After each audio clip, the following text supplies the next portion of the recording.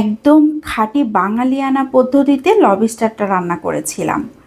একদিন খাওয়ার পর আমার বাসায় ২ দিন পর পর এখন এই লবস্টার রান্নাটা খেতে চাইবে।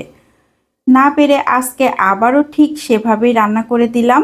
এত বেশি মজার হয়, একবার খেলে কিন্তু বারবারই খেতে ইচ্ছে করবে। আমি সবসময় এভাবেই রান্না করার চেষ্টা করি, বাসার সবাই অনেক বেশি পছন্দ করে। প্রথমে লবস্টারটাকে পরিষ্কার করে নিয়েছি, একদম মাংসগুলোকে বের করে খুব ভালো করে ক্লিন করে ধুয়ে একটা সাইডে রেখে দিয়েছি। চুলাতে একটা প্যান বসিয়ে আধা কাপ পেঁয়াজ কুচি দিয়ে দিয়েছি, কাঁচামরিচ ফালি দিয়ে দিয়েছি বেশ কয়েকটা, লবণ আধা চা চামচ, হলুদ গুঁড়ো কোয়ার্টার চা চামচ। এখন খুব ভালো করে নেড়ে চেড়ে নিচ্ছি। তবে এই রান্নাটা সরিষার তেলেও করা যাবে। পেঁয়াজ পেস্ট দিয়ে দিয়েছি ১.৫ চা চামচ, রসুন পেস্ট আধা চা চামচ, আদা পেস্ট আধা চা চামচ, জিরা পেস্ট ১ চা চামচ, ধনিয়ার গুঁড়ো আধা চা চামচ, লাল মরিচ পেস্ট দিয়ে দিয়েছি ১ চা চামচ। মরিচটা বুঝে দিতে হবে যে যেমন পছন্দ করেন। খুব ভালো করে নেড়েচেড়ে সামান্য একটু পানি দিয়ে দিয়েছি মশলাটাকে খুব ভালোভাবে কষিয়ে নেবার জন্য। এখন ঢাকনা দিয়ে ঢেকে মশলাটাকে ৩-৪ মিনিট জাল করে নেব।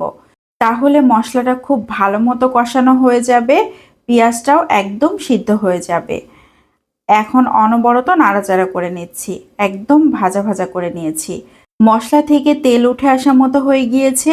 এখন চিংড়ি মাছগুলোকে দিয়ে দিয়েছি। খুব ভালো করে নেড়েচেড়ে মশলার সাথে কষিয়ে নিতে হবে। আমি অনেকক্ষণ ধরে এভাবে নেড়েচেড়ে নিয়েছি। এখন ঢাকনা দিয়ে ঢেকে ৩-৪ মিনিট রান্না করে নেব। তাহলে চিংড়ি মাছ থেকে যে পানি বের হবে সেটাও অনেকটা শুকিয়ে যাবে, মশলার সাথে একদম ভাজা ভাজা হয়ে যাবে। অনেকক্ষণ ধরে এখন এভাবে নাড়াচাড়া করে নিতে হবে। এ পর্যায়ে দিয়ে দিচ্ছি লিকুইড দুধ। আমি এখানে আধা কাপের মতো দুধ ব্যবহার করেছি। খুব বেশি পানি লাগবে না, সামান্য একটু পানি দিব। যে দুধ দিয়েছি এই দুধেই কিন্তু খুব সুন্দরভাবে রান্না হয়ে যাবে।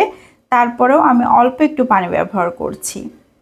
এখন আবারও খুব ভালো করে নেড়েচেড়ে মিশিয়ে নিয়ে ঢাকনা দিয়ে ঢেকে রান্না করে নিব ৫-৬ মিনিট। এরই মধ্যে কিন্তু খুবই সুন্দর একটা বলক চলে এসেছে।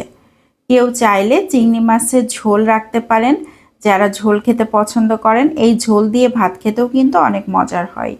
আমি খুব বেশি ঝোল রাখবো না, একদম ভুনা ভুনা করে ফেলবো। এ পর্যায়ে দিয়ে দিয়েছি আধা চা চামচের মতো চিনি। চিনি দিলে টেস্টের খুবই সুন্দর একটা ব্যালেন্স আসে, খেতে ভালো লাগে। সব শেষে দিয়ে দিচ্ছি ভাজা জিরার গুঁড়া। এখন নেড়ে চেড়ে নিচ্ছি।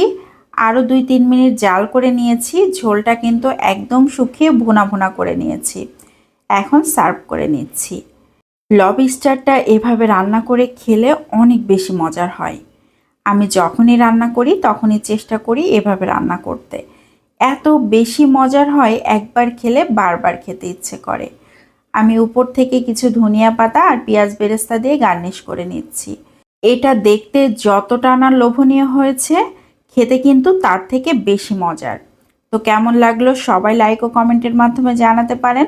আজকের মতো এখান থেকে বিদায় নিয়ে নিচ্ছি। আসসালামু আলাইকুম।